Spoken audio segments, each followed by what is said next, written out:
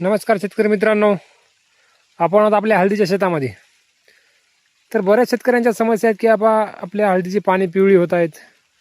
जी कोवळी पानं वर निघालेली असतात ती कोवळी पाने होतात, पिवळी होत असतात. समजा एक दिसते आपला, सपोज आपला ते पान पिवळं, तर तशा प्रकारची पानं जर आपल्या हळद पिकामध्ये पिवळी होत असतील तर आपण काय केलं पाहिजे यासाठी आपण आज माहिती देणार आहोत. फेरस घ्यायचं आपला एडिटा 12% वालं दाखवतो तुम्हाला मी. पाहू शकता मायक्रोन्यूट्रिन फर्टिलायझर आहे, फेरस इडिटा 12% मध्ये, आयर्न 12% मध्ये याचे पूर्वा कंपनीत घेतलेलं आहे आपण. तर याचं नेमकं कार्य काय असते मित्रांनो आपण पाहणार आहोत. वापरल्याच्या नंतर याचे काय काय उपयोग आहेत, याचे काय फायदा होणार आहे, नेमकं आपल्या हळद पिकामध्ये काय काम करतं हे आपण जाणून घेणार आहोत. त्याचं आयर्न एडिटीचं एकमेव उद्दिष्ट म्हणजे कसं आहे, सर्व पिकासाठी उपयुक्त सूक्ष्म अन्नद्रव्य आहे. याच्यामध्ये आयर्नच्या कमतरतेमुळे काय होते, आपल्या हळद पिकाची पानं जी कवळी निघणारी आहेत ती कवळी पानं दिसतात.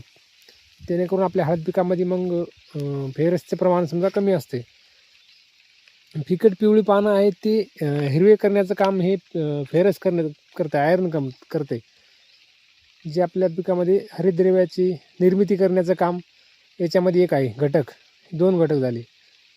त्याचबरोबर आपल्या हळद पिकामध्ये हरितद्रव्याची निर्मिती होते आणि ऑक्सिजनचं वहन जो थांबलेला असतो आपल्या पिकामध्ये, तो ऑक्सिजनच्या वहनाची निर्मिती आयर्नमुळे आपल्या होते. कारण त्यात सगळ्या प्रकारचे सूक्ष्म अन्नद्रव्य असल्यामुळे आपल्या हळद पिकामध्ये जे पौष्टिक घटक आहे तो याच्यामध्ये आहे. सूक्ष्म अन्नद्रव्य असून याच्यात 12% आयर्न असल्यामुळं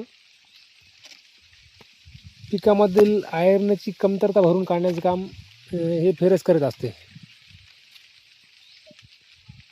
म्हणजे आपण एकरी 250 ग्रॅम वापरलेला आहे फवारणीसाठी. याचा जबरदस्त आपल्या हळदीमध्ये आपला रिझल्ट पाहायला मिळाला आहे. पाहू शकता आता ही निघालेली कोवळी पानं आहेत सुद्धा हिरवी झालेली, जवळपास 3-4 रिझल्ट झालेला आहे. असंच आपल्या हळद पिकामध्ये जर पिवळेपणा जाणवत असेल आणि ऑक्सिजन थांबले असेल आपल्या हळद पिकामध्ये, तर आपण हे नक्कीच वापरलं पाहिजे. जेणेकरून आपल्या हळद पिकामध्ये चांगलं उत्पादन आणि चांगली क्वालिटी पाहण्यास मिळेल आणि ग्रीनरी वाढेल आपल्या हळदीवर. अशीच आपल्याला माहिती आवडली असल्यास आपल्या चॅनलला लाईक करा, शेअर करा, कमेंटमध्ये नक्कीच कळवा ही माहिती कशी वाटली आणि ही माहिती नवीन शेतकऱ्यापर्यंत पोहोचण्याचं आपण काम करा, जेणेकरून सर्व शेतकऱ्यांना माहिती झालं पाहिजे. धन्यवाद मित्रांनो.